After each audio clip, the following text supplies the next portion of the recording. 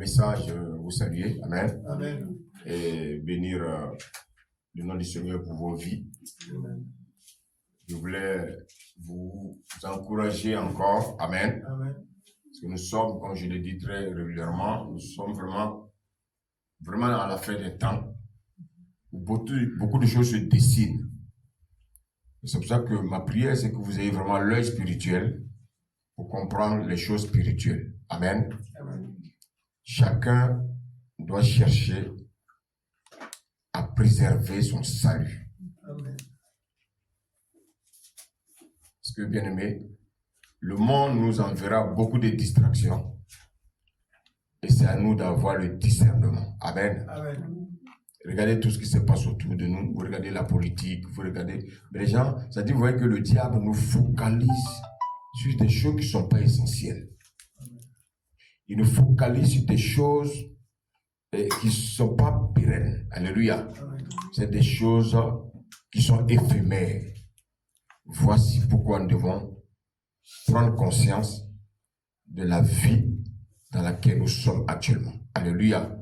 Alléluia. Amen. La Bible dit que Jésus dit qu'il est le chemin, la vie. Amen. Et c'est à cette vie-là que nous devons nous accrocher. Amen. Vous savez que ce matin, nous voulons parler un peu de... On va parler un peu de la délivrance.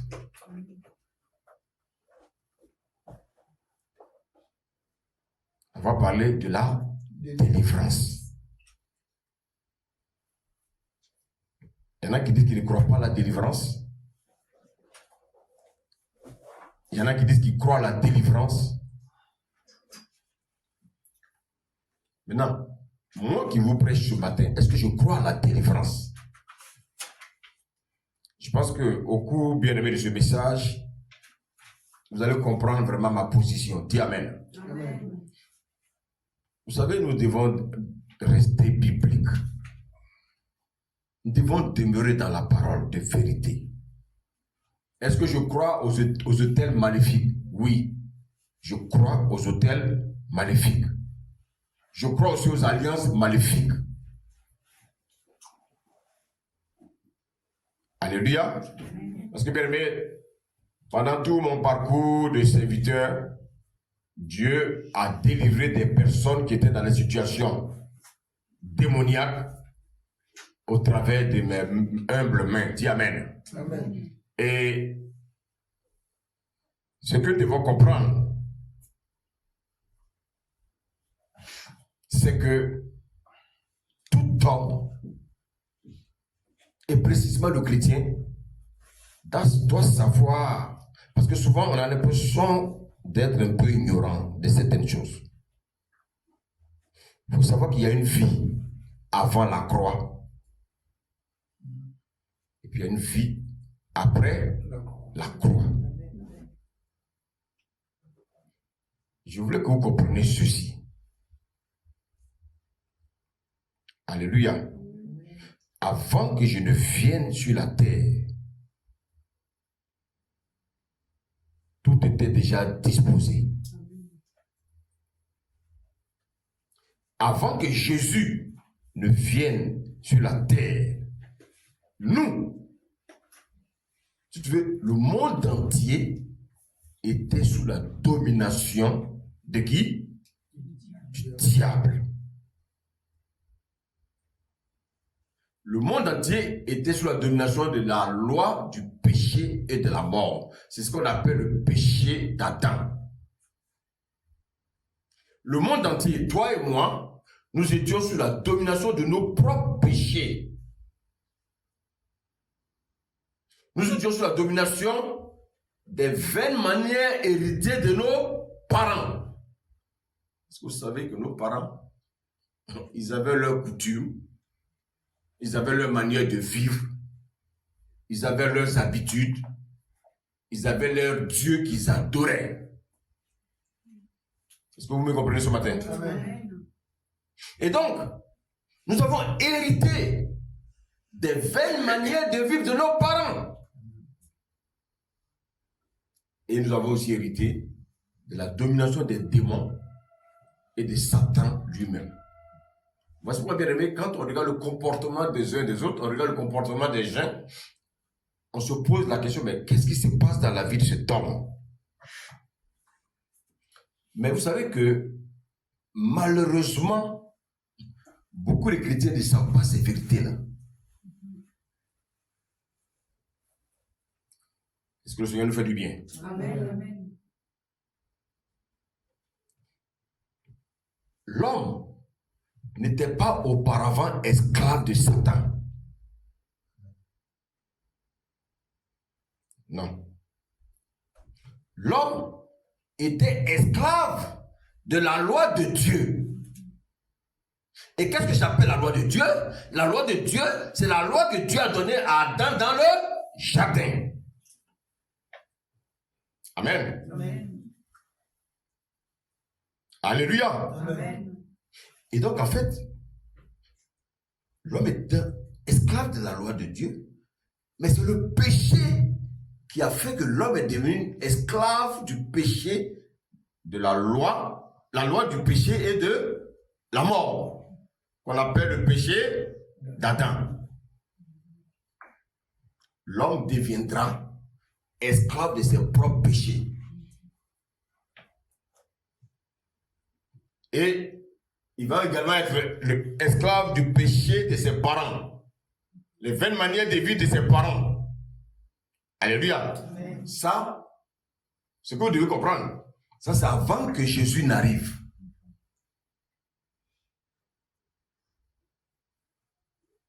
Est-ce que j'ai fait du bien à des personnes ce matin? Amen. Quand Jésus est venu sur terre, il va nous donner son programme. Et quel est son programme? Prenons Luc 4, s'il vous plaît.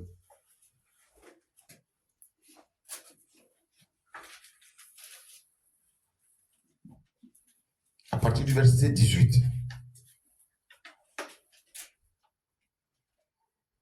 Je veux que quelqu'un me lise, s'il vous plaît.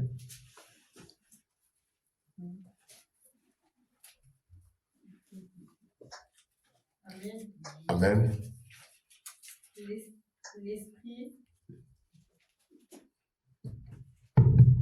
L'Esprit du Seigneur est sur moi parce qu'il m'a consacré par onction pour annoncer la bonne nouvelle aux pauvres. Il m'a envoyé pour guérir ceux qui ont le cœur brisé, pour proclamer aux prisonniers la délivrance et aux aveugles le recouvrement de la vue, pour renvoyer libres les opprimés, pour proclamer une année de grâce du Seigneur. Amen. Alléluia. Amen. Regardez bien ce que le Seigneur nous dit ce matin. Jésus dit, Dieu l'a oint. Pourquoi? Dieu n'a pas oint pour que nous gagnions, bien aimé, les choses terrestres. Dieu l'a oint parce que quand il était auprès du Seigneur, lorsqu'il était dans le ciel, il a vu la souffrance des hommes. Il a vu que l'homme était dans la captivité totale. Le diable régnait sur l'homme. Le péché régnait sur l'homme. Est-ce que Dieu va laisser sa créature périr? Dieu est très consciencieux. Dis Amen. Amen. Et Dieu est amour. Amen. Et qu'est-ce qu'il va faire? Dieu va prendre lui-même une décision sur lui-même. La nature, je l'ai créée. Elle est belle. J'ai créé l'homme. La Bible dit quoi? Quand il a créé l'homme, il a dit que c'était très beau. Mais voilà que l'homme est en train d'aller dans la perdition. Il envoie Jésus. Jésus, c'est qui? C'est Dieu lui-même. Alléluia. Amen. C'est Dieu lui-même qui est venu. Pour faire quoi? Il est venu pour nous sauver. Mais comment va-t-il faire? Alléluia. Alléluia. Amen. La Bible dit que Dieu l'a oint pour annoncer la bonne nouvelle aux pauvres. Vous savez, quand on annonce la bonne nouvelle à quelqu'un, C'est une délivrance.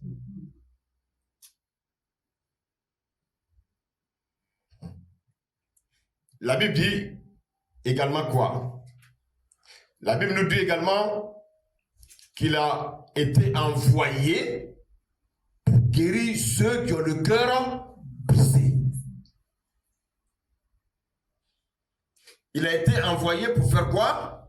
Pour proclamer aux captifs la délivrance. Est-ce que quelqu'un me suit ce matin? Amen. Quelqu'un qui est aveugle. Alléluia. Amen. Il est en captivité. Jésus également est venu pour permettre à ces personnes-là de recouvrir la vue. Mais la vue dont il s'agit ici, ce n'est pas les aveugles physiques.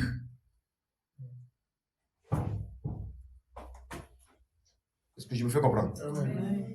Il s'agit de quoi? Il s'agit des aveugles spirituels. Parce que les gens pensent que Jésus, Jésus n'est pas un homme physique. Jésus ne s'intéresse pas à notre physique. Il s'intéresse à tout ce qui est spirituel. Amen. Quand on parle de recouvrir la vue, c'est des gens qui sont aveuglés par le diable, qui sont attachés aux choses du monde, qui ne savent pas que, bien aimé, Jésus nous amène quelque part et qu'après la mort, bien aimé, il y a une autre vie. Voici quoi, bien aimé, quand on annonce l'évangile à certaines personnes, bien aimé, il y a la guerre. Pourquoi il y a la guerre? Parce que les gens refusent, bien aimé, le salut. Est-ce que je me fais comprendre ce matin? Amen. Alléluia. Amen. Maintenant, est-ce que nous avons été délivrés? Nous qui sommes assis là ce matin, et celui-là qui dit qu'il est chrétien, est-ce qu'il a vraiment reçu sa délivrance? C'est une question que nous devons répondre. Est-ce que moi qui prêche, toi qui m'écoutes, est-ce que tu as vraiment reçu ta délivrance?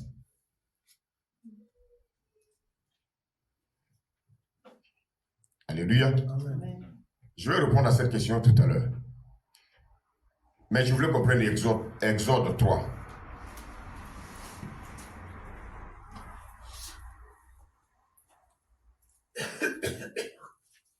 Disons Exode 3 à partir du verset 10. Amen. Amen.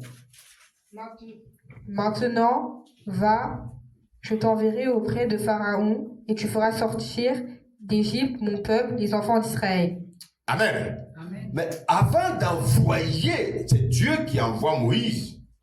Parce que vous savez que Dieu avait son peuple, le peuple qui s'est choisi. Ce peuple s'appelle le peuple hébreu.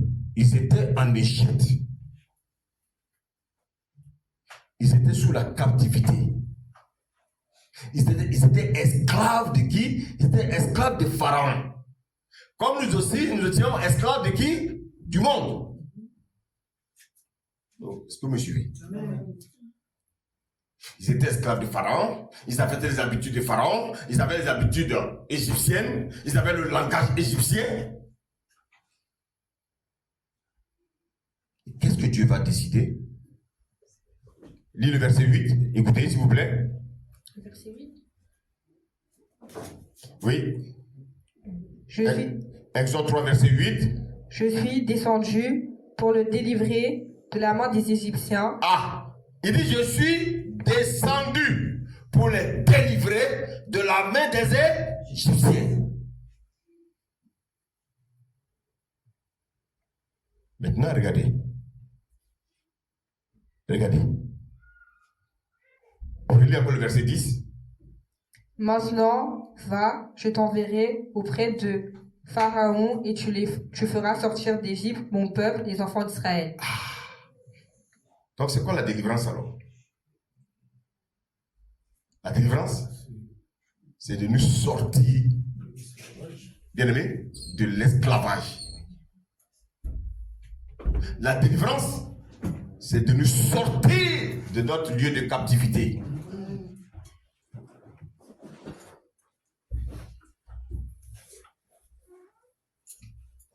Est-ce que je me fais comprendre? Amen. Donc, la délivrance dont on parle, ce n'est pas autre chose. Écoutez-moi s'il vous plaît.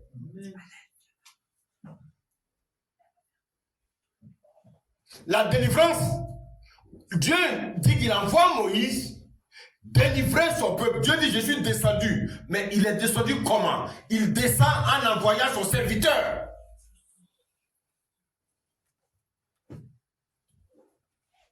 Amen. Il envoie son serviteur sortir son peuple qui est en captivité. Donc, il les envoie sortir de l'Égypte.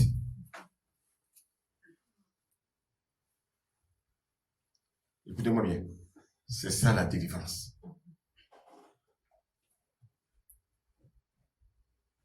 Amen. Amen.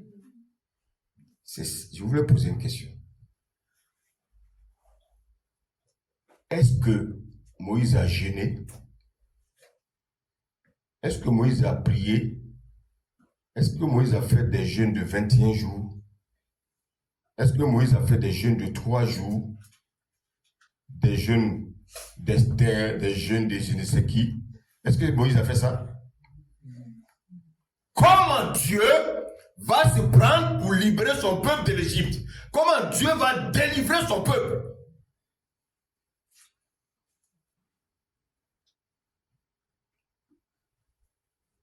Alléluia. Comme lisait Exode 12, Dieu va nous expliquer les recommandations qu'il a données à Moïse. Chaque famille devait tuer un chevreau. Et avec le sang, il fallait bien aimer badigeonner les linteaux et les portes. Est-ce que quelqu'un me suit ce matin? Quand le peuple a obéi, ils ont pu sortir de l'Égypte. Amen. Est-ce que le peuple a jeûné? Est-ce que le peuple a prié? C'est par le sang de l'agneau que le peuple est sorti de l'Égypte. C'était quoi en fait? C'était une préfiguration de ce qui devait se passer nous dans nos vies. Est-ce que je me fais comprendre ce matin? Amen. Alléluia. Maintenant, la question que je vous ai posée tout à l'heure, je vais répondre. Est-ce que nous avons reçu notre délivrance, nous?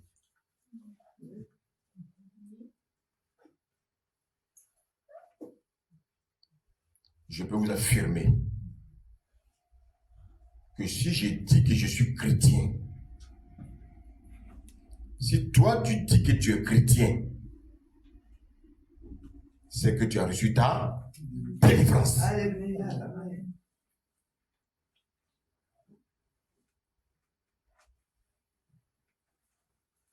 Alléluia. Amen. Mais tu as obtenu ta délivrance comment? À partir de la croix. C'est à partir de la croix que tu as reçu ta délivrance.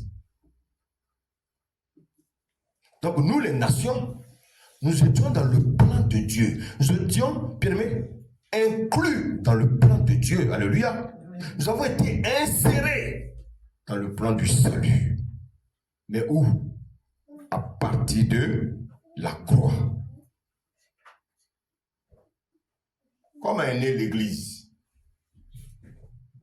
Prenons Apocalypse 5, s'il vous plaît.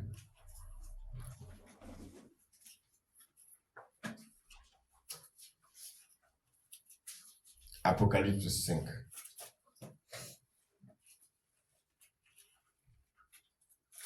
On va lire le verset 9 au verset 10. Suivez, s'il vous plaît. Amen. Amen. Et il chantait un cantique nouveau en disant, tu es digne de prendre le livre et d'en ouvrir les sceaux, car tu as été immolé. Quand tu as été immolé, oui. Et tu as racheté. Tu as racheté. Pour Dieu. Pour Dieu. Par ton sang. Donc, vous voyez qu'en fait, on ne rachète pas les âmes pour nous. On rachète les âmes pour Dieu. Parce que c'est Dieu qui est venu prendre la forme humaine pour donner son sang. Alléluia. Amen. Relis-moi la partie là, s'il te plaît.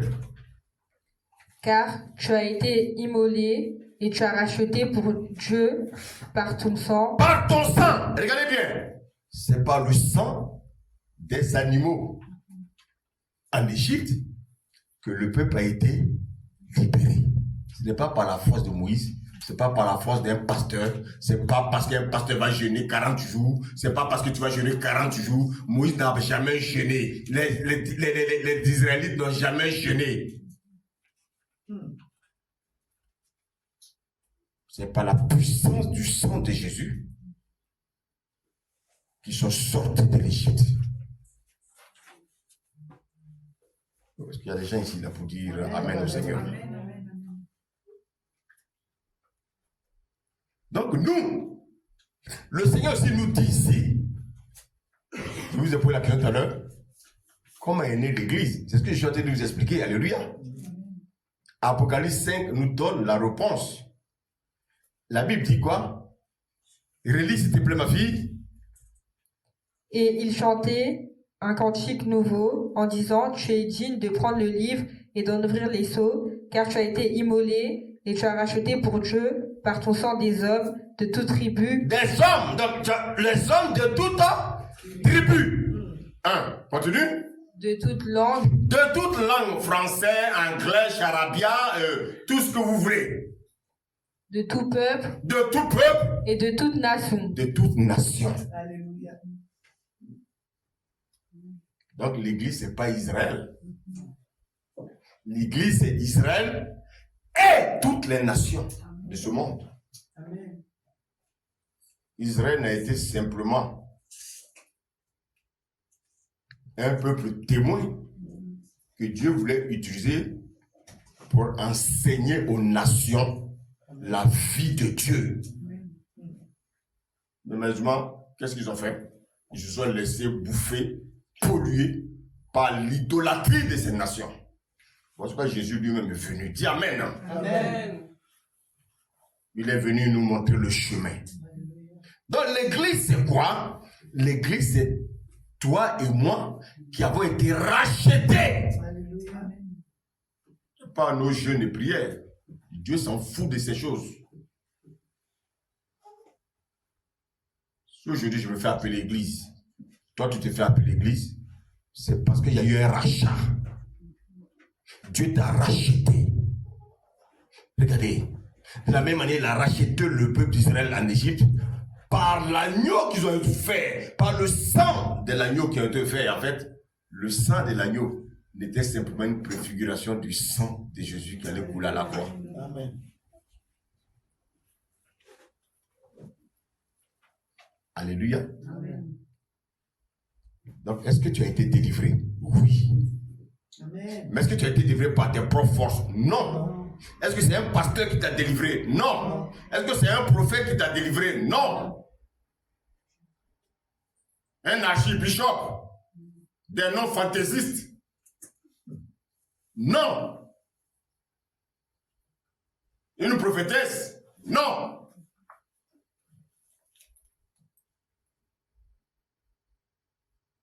Nous avons tous été délivrés. Nous avons été tous rachetés. Donc en fait, quand je parle de la délivrance, c'est comme si je disais que j'ai été racheté. Le peuple d'Israël a été racheté de l'Égypte par le sang qui est versé. Toi aussi, tu as été racheté par le sang de Jésus qui est versé. Dis Amen. Amen. Le sang du sacrifice. Ce sacrifice qui a été mis sur l'autel à Golgotha. C'est par ce sang que tu as été racheté. C'est par ce sang que tu as été délivré. Ce n'est pas par des jeûnes et prières d'un pasteur. Alléluia. Amen. Maintenant, la délivrance de Jésus a accompli pour nous les chrétiens. Alléluia. Amen. 4 points.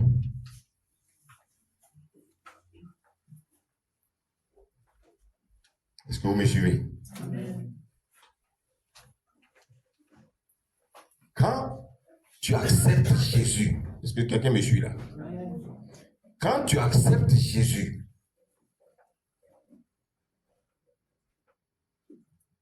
tu es délivré. Suis-moi bien. Hein? Tu es délivré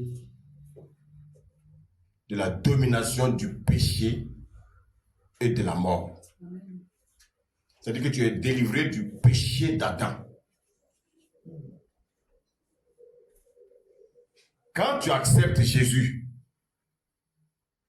tu es délivré des vaines manières héritées de tes parents. Amen. Quand tu acceptes Jésus, tu es délivré de tes propres péchés. Amen. Et quand tu acceptes Jésus, tu es délivré, bien aimé, de la domination des démons et de Satan. Ça veut dire, écoutez-moi bien, Jésus dit qu'il est venu pour que nous soyons libres, pour libérer les opprimés, parce qu'il a dit. C'est ça. Alléluia. Amen. Donc, qu'est-ce que toi et moi devons comprendre ce matin? Nous avons reçu notre délivrance à Golgotha. Amen. Par quel moyen? Par le sang de Jésus qui a été présenté au Père. Le sang de Jésus qui a été offert. C'est ce sang-là qui nous permet, bien aimés, d'être aujourd'hui des enfants de Dieu. Ce n'est pas parce que je jeûne, ce n'est pas parce que je suis sanctifié. Frère, c'est pas ça. C'est pas parce que je me sanctifie, frère. Alléluia. Alléluia. Amen. Donc, un chrétien, il a obtenu sa délivrance à partir de quoi? De ses prières? De ses jeûnes? Non. Non. Mais de quoi? Par le sang de Par le sang de Jésus. C'est pour ça que Éphésiens 2 nous dit quoi? C'est par la grâce que nous sommes sauvés par le moyen de la foi. On ne se sauve pas nous-mêmes. On ne peut pas se sauver par nos propres forces.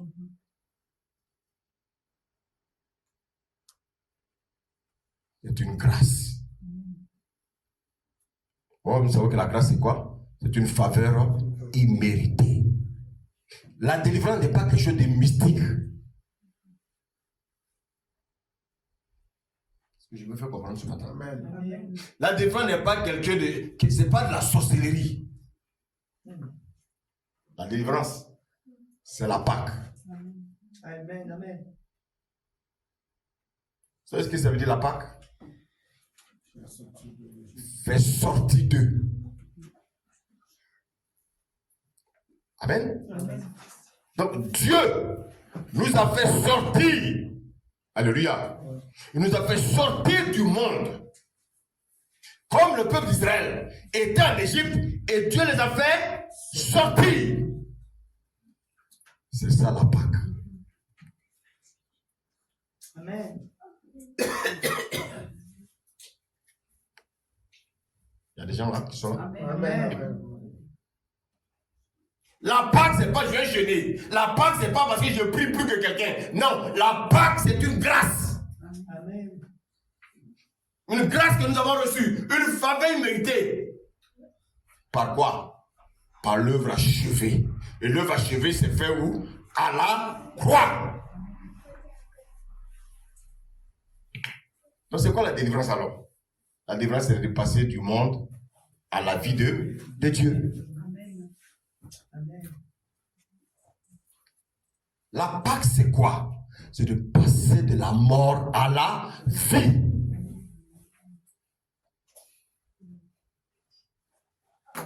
Donc, en fait, la Pâque, c'est quoi alors? La Pâque, c'est la parole. Amen. La Pâque, c'est la parole de Dieu. La Pâque, c'est qui alors? La Pâque, c'est Jésus.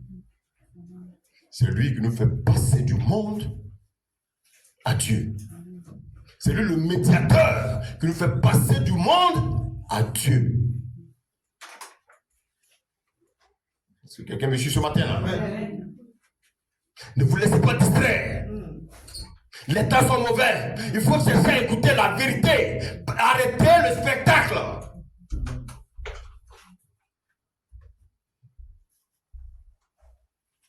Quand on dit qu'on a été racheté par le sang de Jésus, si j'ai été racheté, ça veut dire quoi? J'ai été détaché.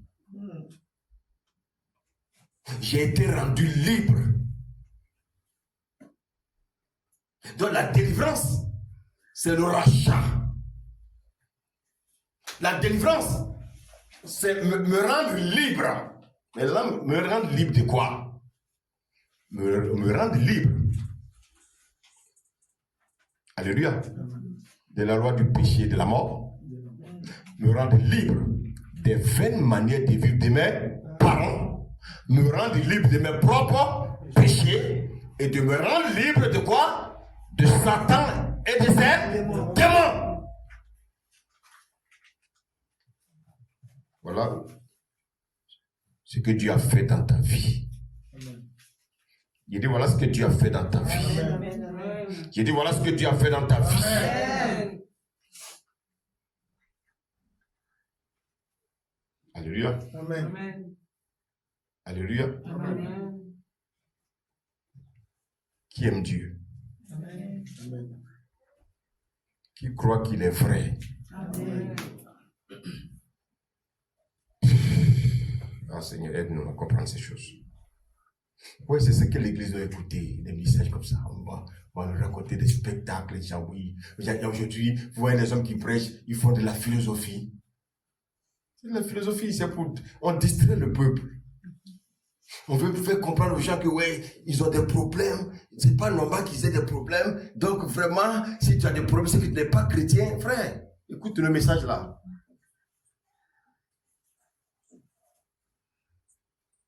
Alléluia. Amen. Donc, déjà, ce que je pouvais comprendre, c'est qu'on n'obtient pas la délivrance par la prière. On n'obtient pas la délivrance par le jeûne. On obtient la délivrance par quoi? Moyen du sang de Jésus. Donc, c'est à la croix que j'ai reçu ma libération. C'est à la croix que j'ai reçu ma libération. C'est à la croix que j'ai reçu ma rédemption. Amen.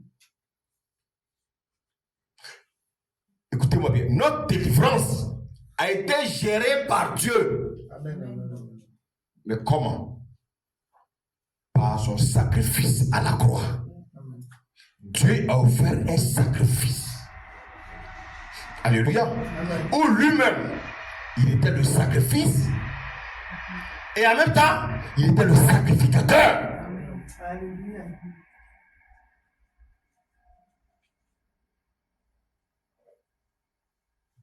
Est-ce que quelqu'un me suit ce matin? Amen. Je veux que chacun de nous comprenne, à partir d'aujourd'hui, que quand on parle de la délivrance a été déjà opérée. Amen. Quand tu es chrétien, la délivrance a été déjà opérée. Amen. Est-ce que je vous fais comprendre? Amen. Les païens, un païen, il est encore sous la domination de la loi du péché et de la mort. C'est ce qu'on appelle le péché d'Adam. Un païen, il est encore sous la domination, bien aimé, des vaines manières héritées de ses parents. Un païen, il est encore sous la domination de ses propres péchés. Un païen, il est encore sous la domination de Satan et de ses démons. Alléluia. Je vous pose une question. À quel moment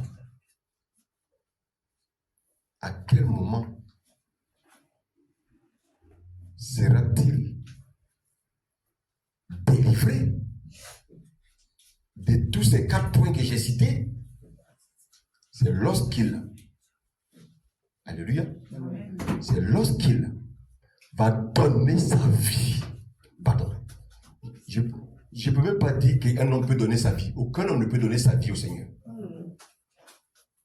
c'est lorsqu'il va accepter Jésus. Vous savez, souvent on utilise ça, hein? C'est un pléonasme. J'ai donné ma vie au Seigneur. Personne ne peut donner sa vie au Seigneur. Alléluia. C'est le Seigneur qui nous permet de nous donner sa vie. Est-ce que vous voyez la nuance? Amen. Ah, j'ai donné ma vie au Seigneur. J'ai donné ma vie. Aucun homme ne peut donner sa vie au Seigneur. C'est le Seigneur, par sa grâce, parce que, bien-aimé, tu as été prédestiné avant la fondation du monde. Quand le temps arrive, le Saint-Esprit vient seulement réveiller ton esprit et te dire, allez, viens, rentre dans la basse-cour. Alléluia. Amen. Donc, si quelqu'un vient te dire, j'ai donné ma vie au Seigneur, dis-lui que non, tu es un menteur, personne ne peut donner sa vie au Seigneur. Alléluia. Amen. Alléluia. Amen. Donc, bien aimé, nous avons compris ce matin que c'est par le sang de Jésus que nous avons reçu notre délivrance. Amen. Ce n'est pas par la prière d'un pasteur, ce n'est pas par la prière d'un apôtre, ce n'est pas par la prière de quiconque. Non. Alléluia. Nous avons reçu notre délivrance à la croix. Est-ce que quelqu'un m'a compris ce matin? Amen. Quelqu'un m'a compris ce matin? Amen. Donc en fait, qui est chrétien? C'est celui qui a été régénéré. Amen. Amen. C'est quoi la régénération? La régénération, c'est ce qu'on appelle la nouvelle naissance. C'est quoi la nouvelle naissance? Alléluia. Amen. Alléluia. Amen. Je vais vous donner la définition de ce qu'on appelle la nouvelle naissance. La nouvelle naissance, c'est le commencement de mon existence sur terre.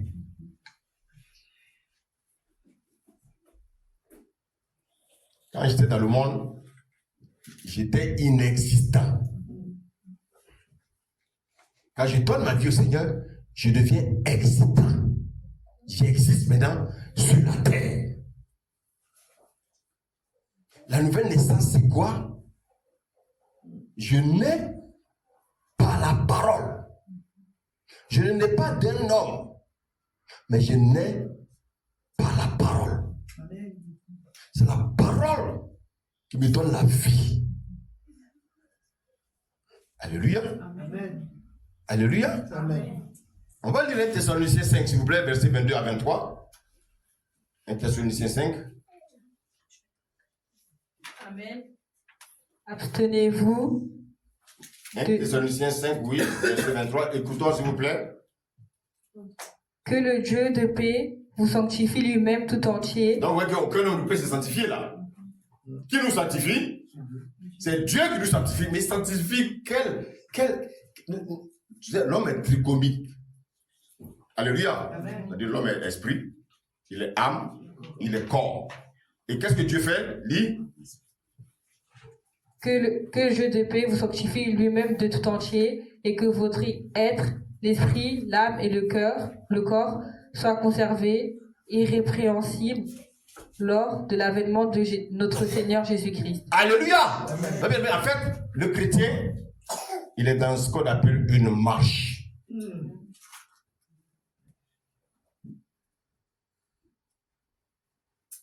Mais ce que tu dois comprendre, pour Dieu, ton esprit, ton âme et ton corps sont irrépréhensibles. C'était monsieur là?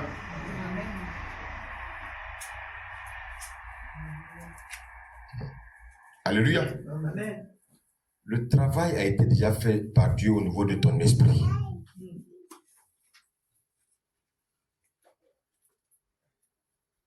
Alléluia. Amen. Maintenant, on demande souvent aux gens de bâtir des hôtels. Où il faut aller sur l'hôtel de tes parents. Il faut aller sur tel hôtel, frère. Mais si tu n'as jamais connu tes parents, comment tu vas aller sur leur hôtel? Tu vas aller comment? On demande aux gens de confesser leurs péchés depuis qu'ils étaient enfants. Yo, pour la personne, pas même qui peut se rappeler de ses péchés quand il était enfant. Non. Écoutez, c'est une question de logique là. Donc en fait, c'est une manière de dire que Dieu est en train de nous terroriser. On nous demande de confesser tous nos péchés depuis qu'on était enfant. Non, mais ce Dieu-là, il n'est pas amour. Alléluia. Quand tu acceptes Jésus, tes péchés sont pardonnés. Amen. C'est pour ça qu'il faut être sincère dans notre marche chrétienne. Alléluia. Amen. Je vais confirmer ce que j'ai dit. Prenons Colossiens 1.